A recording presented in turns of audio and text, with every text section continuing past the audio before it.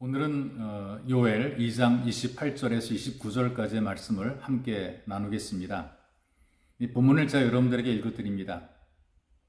그 후에 내가 내 영을 만민에게 부어주리니 너희 자녀들은 장래 일을 말할 것이며 너희 늙은이는 꿈을 꾸며 너희 젊은이는 이상을 볼 것이며 그때 내가 또 내 영을 남종과 여종에게 부어줄 것이며. 이 본문의 말씀으로 충만하기, 이런 제목으로 말씀을 관찰합니다. 예로부터 자연재해라든가 또 재난이라는 것들은 계속 있어 왔습니다. 이럴 땐 지역마다 어떤 문제들이 많은데 중동 지역 같은 경우를 보게 되면 메뚜기로 인해서 농산물이 심하게 피해를 입는 재난을 당하기도 하죠. 재앙이라고 할 정도로 그만큼 심각한 고통을 당합니다. 바로 이 구약의 요엘 선지자가 메뚜기 재앙으로 심각한 피해를 입은 백성들에게 마지막 날에 대한 환상을 선포하면서 위로를 주고 있는 말씀입니다. 마지막 날에 하나님께서 그의 영을 모든 사람에게 부어줄 것이고 주님의 이름을 불러 구원을 호소한 사람들은 모두 다 구원을 받을 것이라 선포를 하는 것입니다.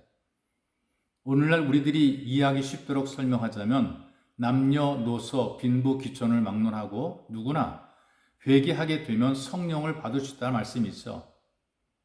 그리고 하나님께서 직접 선포하신 복음이 바로 이 말씀입니다. 이 예언의 말씀이 이루어진 구체적인 현장을 오순절 나가의 다락방에 나타난 성령 충만의 사건이라고 해석을 합니다. 부활 승천하신 예수의 말씀대로 함께 모여서 예배를 드리고 기도하던 성도들에게 요엘이 예언을 하고 예수님께서 약속하신 그 성령이 각 사람에게 임하게 된 것이죠.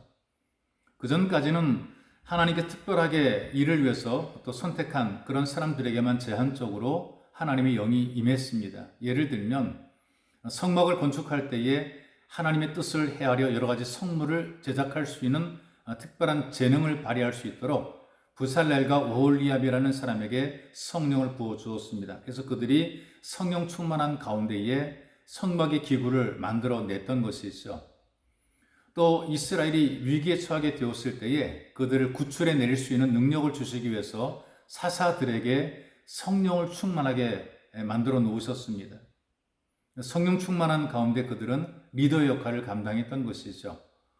물론 예배를 위한 직분자들과 일꾼들에게 성령을 부어 주셨습니다. 제사장과 선지자들에게 하나님의 영을 부어 주심으로 하나님께서 다스리신다는 사실을 증명해 보이시는 것이죠.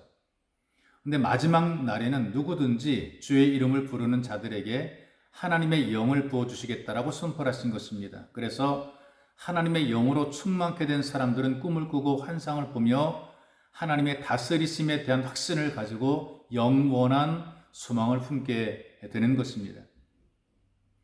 오순절에 성령으로 충만해진 이 사도 베드로가 요엘의 예언이 지금 이루어졌다라고 선포를 했어요. 그 증거로 복음이 유대인의 울타리를 넘어서 이방 세계로 확산이 된 것이죠. 일부의 좀 모르는 사람들은요, 우리의 믿음을 서양 종교, 또 중동에서 발생한 종교라고 이야기하기도 해요. 그런데 우리의 믿음은 어느 나라, 어느 민족에 의해서 발생된 것이 아닙니다. 살아계신 하나님께서 직접 여러 나라와 여러 민족에게 성령을 부어주시고 하나님의 자녀가 된 것을 깨닫게 해주시고 이런 거룩한 사역을 이루고 계시는 것이고 지금도 여전히 계속이 되고 있는 것이죠. 바로 하나님께서는 지금도 주님의 이름을 부르는 예배의 자리에 성령을 부어주시고 지구촌의 모든 예배자들을 하나님의 존귀한 자녀로 삼으시고 계십니다. 우리도 하나님의 영이 부어진 하나님의 자녀로서 성령 충만한 예배자가 되시기를 주님의 이름으로 축복합니다. 살아계신 하나님께서 우리에게 복을 주어서 존귀한 하나님의 자녀 삼아주시고 성령을 부으셔서 하나님 아버지라 부르고 이 믿음을 지켜낼 수 있도록 도우시니 하나님께 영광을 올려드립니다. 거룩한 주 예배의 자리에서 마땅히 살아계신 하나님을 경배하는 성령 충만한 예배자가 되도록 인도해 주시고 예배를 드리는 모든 심령 위에 성령의 기름 부으심이 충만케 도와 주옵소서. 예수님의 이름으로 기도하옵나이다. 아멘.